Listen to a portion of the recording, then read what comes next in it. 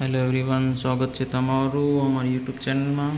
આજે આપણે જોઈશું ફોરેસ્ટ ગાર્ડ તારીખ 25/2/2024 શિફ્ટ 3માં પૂછાયેલા પ્રશ્નોની ચર્ચા કરીશું. આજે કુલ આપણે 42 પ્રશ્નોની ચર્ચા કરીશું. એટલે 42 પ્રશ્નો એટલે ટોટલ માર્ક્સ થશે તેના 84 ગુણ થશે. ટોટલ 84 ગુણના પ્રશ્નોની આપણે ચર્ચા કરીશું. તો ચાલો સૌથી પ્રથમ આપણે જોઈએ ગુજરાતીમાં પ્રથમ છે જે સમાસ પૂછવાનો હતો, જે હતો મહાદેવ. મહાદેવ આનો સમાસ ઓળખવાનો હતો. ત્યારબાદ એક રૂઢિપ્રયોગ હતો. રૂઢિપ્રયોગમાં હતું કે નસીબદારને મળી રહે છે તેના બીજા ઓપ્શન હતા, તેમાંથી એક ચૂઝ કરવાનું હતું. ત્યારબાદ હતું શબ્દ સમૂહ હતો કે મરજીવો કોને કહે છે, મરજીઓ કોને કહે છે તેના વિશે એક શબ્દ સમૂહ હતો. ત્યારબાદ એક આપણે કહી શકીએ કે સરખામણી, જેવી રીતે રાજધાની સિક્કિમની ગંગટોક છે તેવી રીતે એક બીજા શહેરની આપેલી હતી.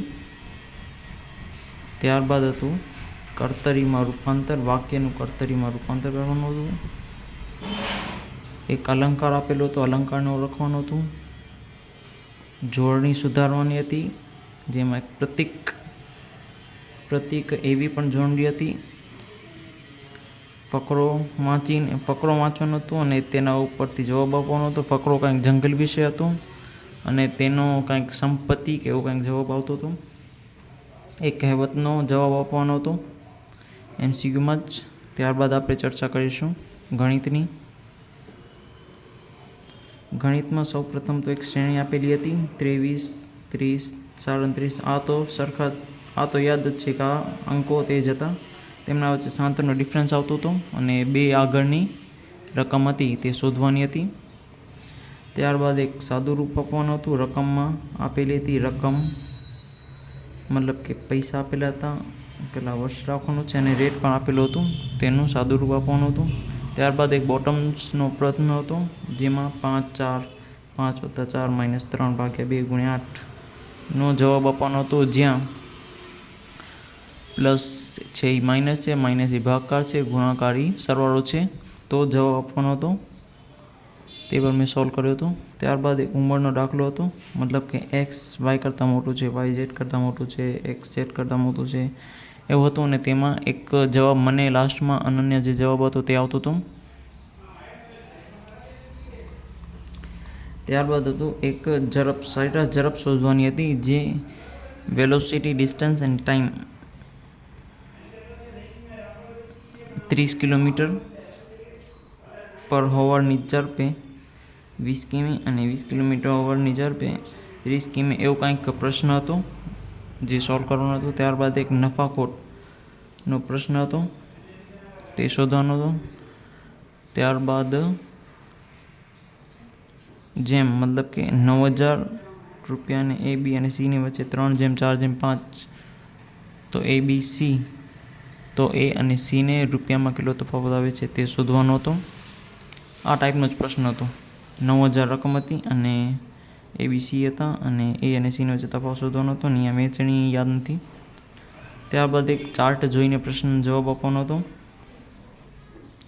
આ થયા 17 પ્રશ્નો. હવે આપણે જોઈએ મેન જે તમારો અને અમારો છે GK જનરલ નોલેજ. સૌપ્રથમ જે જનરલ નોલેજમાં પ્રશ્ન હતો તે હતો દાંડી યાત્રાનો હતો. તેમાં કેટલા સભ્યો હતા? તો તેમાં 72 સભ્યો હતા. પછી એક અનુચ્છેદનો પ્રશ્ન હતો બંધારણ વિશે, કે ધર્મ સ્વતંત્રતાને અનુચ્છેદ 25 થી 28માં લેવામાં આવ્યો છે મૂળભૂત હકોમાંથી. પછી વધુ વસ્તી કયા શહેરમાં છે તેવો એક પ્રશ્ન હતો, તે અમદાવાદ આવતું હતું. વધુ શહેરી વસ્તી આમાં સુરત છે. સુરત પણ એવી રીતે લખ્યું છે કે તેમાં બીજા ઓપ્શનમાં જે આપણે જોઈએ કે શહેરો હતા તે બીજા અલગ અલગ હતા અને સુરત લાગતું હતું, એટલે સુરત મેં લખ્યું છે. ત્યારબાદ વધુ વરસાદ જિલ્લો, આમાં ડાંગ લખ્યું છે, કેમ કે બીજા ઓપ્શન સુરત અને વડોદરા હતા, તો મને ડાંગ લાગ્યું એટલે ડાંગ લખ્યું હતું. ભોપાલ ગેસ દુર્ઘટના ક્યારે થઈ હતી? 1984, જે મારો ફોટો છે. ત્યારબાદ એક CFC, આમાં પ્રશ્ન નહીં આવે, આ તો પર્યાવરણમાં આવશે પણ આમાં લખી નાખ્યો છે.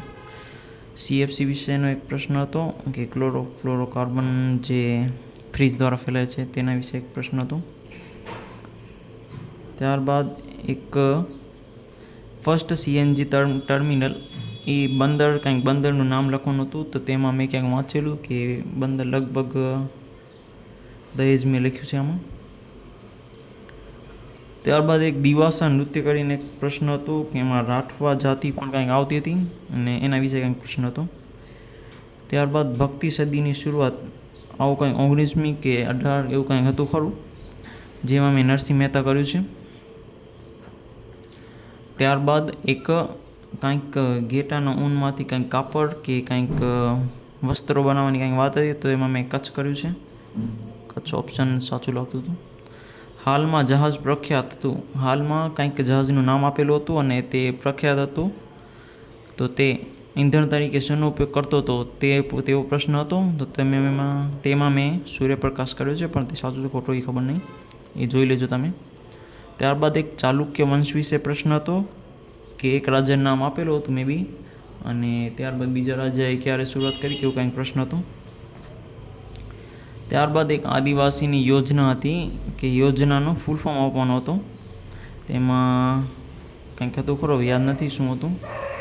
ત્યારબાદ એક SC ST અને OBC આર્ટિકલ જે છે તેના વિશે કંઈક એક પ્રશ્ન હતો જે યાદ નથી. હવે આપણે આવી જઈએ આપણા મેઇન મુદ્દા ઉપર, પર્યાવરણ. આના પાછળ જ છે, આવી ગયા આપણે પર્યાવરણ પર.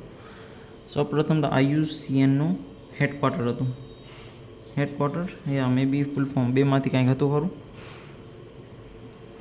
ત્યારબાદ ગ્લોબલ વોર્મિંગની અસરથી નીચે કારણો આપેલા હતા અને આપણને એ કારણને પસંદ કરવાનું હતું, તો મેં બરફ પીગળે છે તે કારણ પસંદ કર્યું છે. મેંગ્રોવના વૃક્ષને ગુજરાતમાં શું કહે છે તેવો એક પ્રશ્ન હતો, તો તેમાં મેં ચેર કર્યું છે. ઓઝોન ડેની ઉજવણી તે બધાને ખબર જ છે, ન ખબર હોય તો તમને પરીક્ષા આપવાની જરૂર નથી. CO2નું પ્રમાણ, વાતાવરણમાં CO2નું પ્રમાણ 0.03% છે તેવો એક પ્રશ્ન હતો. ઓક્સિજન પૂછાય તો 21 અને આપણે શું કે નાઇટ્રોજન પૂછાય તો 71, તે જવાબ આવશે. ત્યારબાદ FSI ફર્સ્ટ રિપોર્ટ એવો કંઈક પ્રશ્ન હતો, જે ફર્સ્ટ રિપોર્ટ છે 1976માં આવ્યો છે, જે મારો ફોટો છે. ત્યારબાદ સામાજિક વનીકરણને કેટલા વિભાગમાં વહેંચવામાં આવે છે તેવો એક પ્રશ્ન હતો, જેમાં મેં 4 જ લખ્યું છે, મે બી સાચું છે. ભૂગર્ભ પાણીને પ્રદૂષિત કરે છે તેમાં મે બી ફોસ્ફરસ કે સલ્ફર એવું કંઈક હતું, તો મેં બેમાંથી એક કર્યું છે. ત્યારબાદ પાક અથવા જમીનની ફેરબદલી શા માટે કરવામાં આવે છે, તો તેમાં વિવિધ કારણો આપેલા હતા કે બેક્ટેરિયા, સૂક્ષ્મ જીવાણુનો ઉદ્ભવે તે માટે, કે અથવા જમીનનું નાઇટ્રોજનનું પ્રમાણ જળવાઈ રહે તે માટે. મેં નાઇટ્રોજનનું પ્રમાણ જળવાઈ રહે તે માટેનો ઓપ્શન સિલેક્ટ કર્યો છે. SDGના કુલ 17 લક્ષ્યો છે, તે તમે જોઈ લેજો ગૂગલમાં. ત્યારબાદ UNEP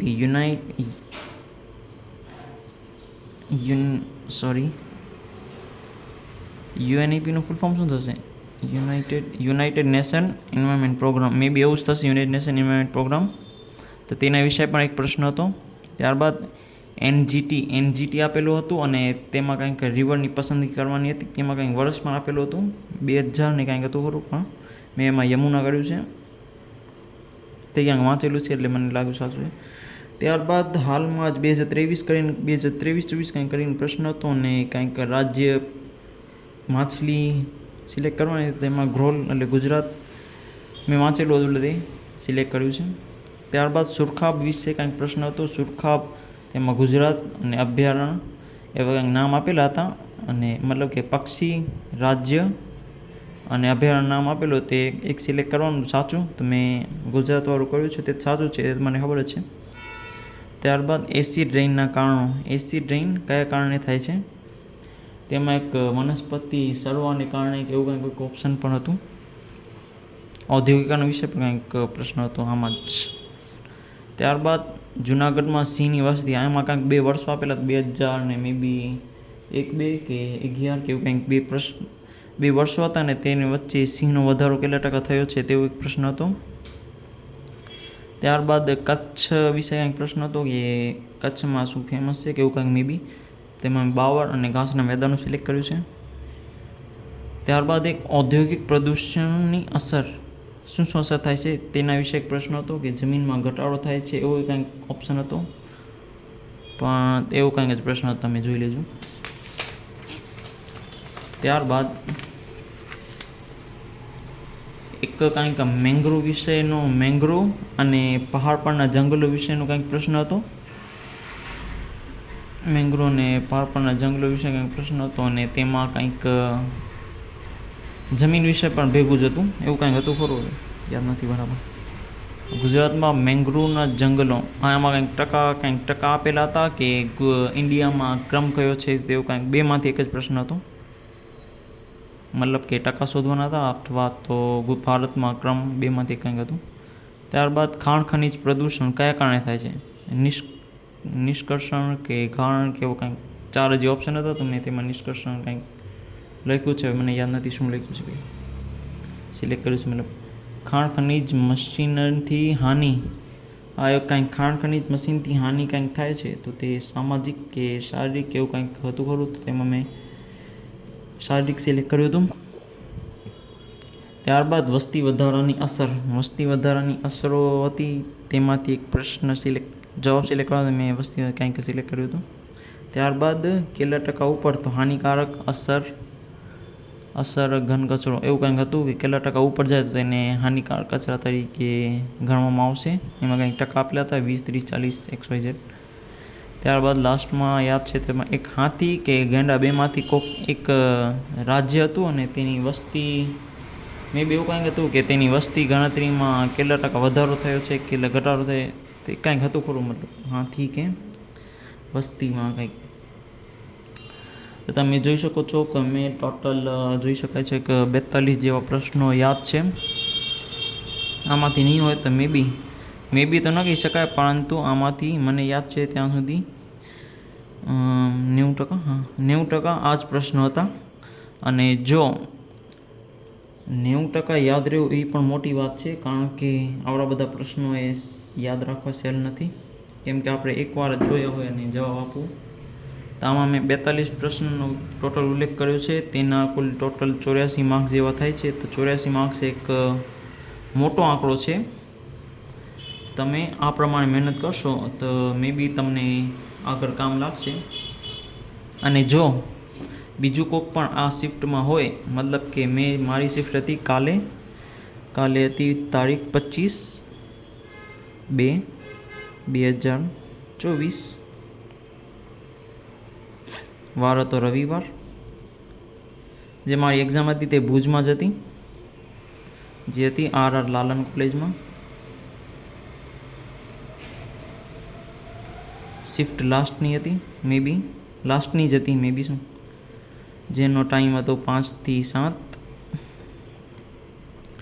જો બીજું કોક પણ આ શિફ્ટમાં હોય, ભલે બીજા કોક આપણે કહી શકીએ કે શહેરમાં, તો તમે પણ નીચે કમેન્ટ કરીને જણાવો કે આમાંથી કયા કયા પ્રશ્નો જે એવા છે જે તમને હતા જ, કેમ કે આ પ્રશ્નો થતા જ. અને જે પણ પરીક્ષા આપવા જશે તેને best of luck. Thank you video જોવા માટે, આભાર.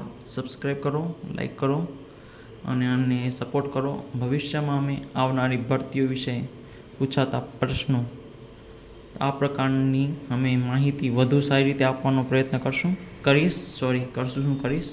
થેન્ક યુ, આભાર. Okay, by.